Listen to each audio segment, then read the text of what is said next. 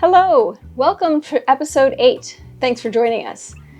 In this episode, we would like to talk about our wish list. Anybody who's ever purchased a new boat, whether it's new or new to them, very quickly starts developing a list of things that they would like to make their lives a little easier, make living aboard a little bit more comfortable. You get the idea. We are no different from anyone else in this regard. What about people who haven't bought a boat and they bought a house or a condo or a car? They do the same thing, don't they? Same story. Yeah. We're huge fans of lists. We use lists to manage so many things that we do. We use lists on Amazon. We use lists at B&H Photo and Video, you name it. And what we have today is really, I don't want to say it's our top 10, but it's the 10 most important things right now to us that we're feeling the pain on. So we're going to share those and let you know what we've got in mind. And you're going to be surprised at some of the things that made the list for each of us. Now these are in no particular order, so we're not doing a lowest priority to highest priority or vice versa. They're just the things that we're really kind of angling for right about now. I'm going to kick us off, and we're going to start with the Dyson V12 Detect cordless stick vac. That's a lot of words. Basically, it's just a fancy stick vac. Right now, in order to clean up the floors, which you'd be surprised how quickly they get dirty going in and out, mostly barefoot, we're using our Milwaukee little shop vac. Unfortunately, it's a hands and knees kind of show. And in this day and age, we should not have to do that. I am not Cinderella. I do not appreciate having to vacuum on my hands and knees, but so far that's what I'm doing. On our previous boat, we had kind of a cheap knockoff of the Dyson stick vac, and it did the job, but right now I'm looking for one that's got a little bit more oomph and one that I think is going to be reliable for a little bit longer. I had a feeling, but the feeling is off. Number 9 on the list is something that boaters talk about all the time. We get together and have dinner and we talk about this. We sit on the beach and have sundowners and we talk about this. We meet at a restaurant or at a store and we talk about this. If you're a boater, you know what's coming. If you're not a boater, you might be surprised. It's toilets. Toilets on boats. Marine heads are a very unique apparatus. They never work as expected. They always smell funny, and you always have to repair them at the most awkward times. And repairing them, it involves getting dirty, like nasty dirty. In this case, though, we're going to talk about something different. In our home, we have one rule: never, ever run out of toilet paper. That's like, job one. You have one job. Don't screw that up. Never run out of toilet paper. Well, we're going to try something new, which doesn't involve running out of toilet paper. We're going to be safe. But it does involve changing out a toilet seat for a bidet seat. A lot of our friends have done this on their boats and rave about how great it is to have water sprayed at your tushy. And how clean you feel afterwards, and the fact that it reduces toilet paper use. One of the challenges we face as cruisers is, how do you stock enough toilet paper to go until you are certain you're going to be able to get more? And then do you always buy toilet paper everywhere you stop? So if we can reduce the amount of toilet paper, that's a bonus. It also reduces the amount of waste we produce. I mean, non-organic waste that we produce. So we've got this bidet toilet seat we're going to check out and try to get, and I think it's going to make a difference in our lives, or something. Next up on the list is a comfortable and supportive mattress. I cannot wrap my head around how the big yacht manufacturers create these big expensive yachts and equip them with a 6-inch piece of foam as a mattress. It's mind-boggling to me. At this point, we are not in our 20s anymore, and our hips and our shoulders and our backs really need a bit more support than that 6-inch piece of foam will provide. On the last boat, we sprung for the custom mattress, and boy, let me tell you, it was worth every penny.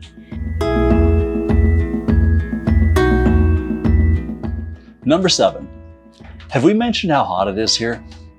Honestly, I had no idea. And it isn't just the heat, it's the humidity and the combination. But seriously, the sun in the middle of the day, it's like nothing I've ever experienced.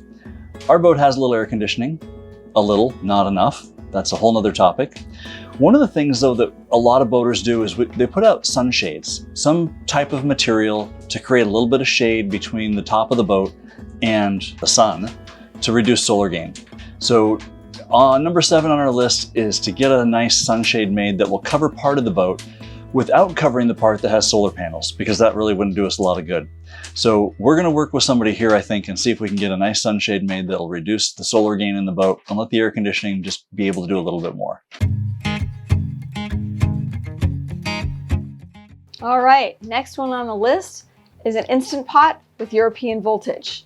Why European voltage? Because that's the boat we have. On a previous boat, we had an Instant Pot. Of course, it was 110, so it did not come with us.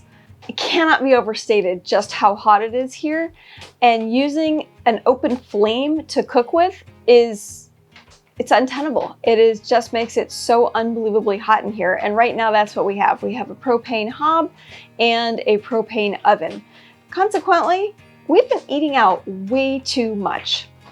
We recently bought a single induction burner, and that helps because we can cook without the heat on that. And if we're going to add an Instant Pot to the mix, I think we'll be right back in business when it comes to actually cooking at home. Number 5 is for all the movie critics. Well, okay, maybe not movie critics. When we started this adventure, we went on a bit of a shopping spree to buy some video equipment to help us make videos and see if we could do something fun. When we did that, we weren't sure if we were going to really enjoy this, and we tried to limit what we bought to prevent spending as much as a new car. As a result, we didn't buy some of the lenses that I would have preferred. And for those of you who don't know, I am a bit of a camera nerd. I've been shooting landscape photography for quite a while, and so I have these big ideas about lenses I would like, and if you know, then you know that can get expensive very quickly. So we have a couple lenses on the list that we would like to get for the new Sony camera system we're using that would allow us to shoot wider shots, closer, as well as some longer shots, so I can get some of the wildlife that we have around us with better quality. Next up is a heavy-duty blender. You know, something along the lines of a Vitamix or a Ninja, or what's that other one? Will it blend? Blendtec, that's the other one. You remember the commercials? Will it blend? Anyway, I am dying to make hummus and smoothies and sauces and soups and all kinds of things that a blender would just make easier, if not possible in some cases. Of course, I'm always convinced that just one more appliance is going to make my cooking so much better, and I'm absolutely convinced that this one will completely do that. And that's my story, and I'm sticking to it.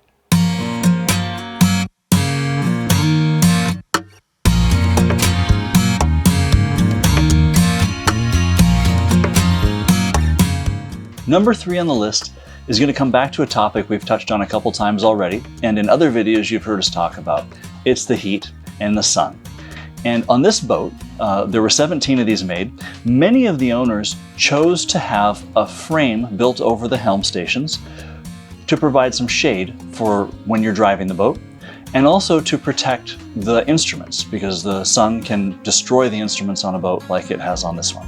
We're going to take that just a step further, and instead of just adding shade over the helms, we would like to put some solar panels over the helms. So instead of just blocking the sun, we'll block the sun and collect the energy and charge the batteries.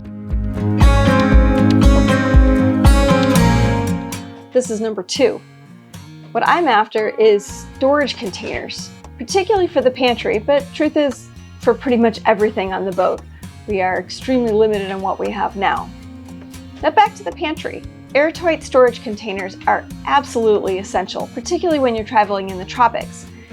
It's really difficult to keep food fresh and to keep bugs away, and so you need to have your food in airtight containers. So I'm after some that are, well, currently by OXO, available on Amazon. They have a whole bunch of sizes that work well together. They have lids that don't have those tabs on the side because they break off and then your lid is useless.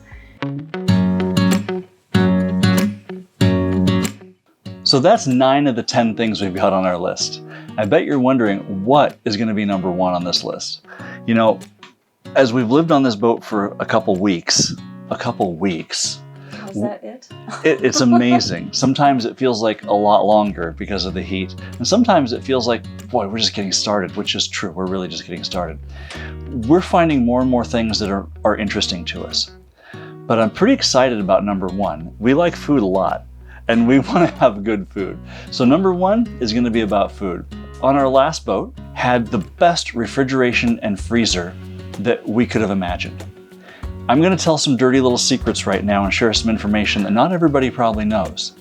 In the marine industry, there are no standards, there are no regulatory standards for efficiency for household appliances.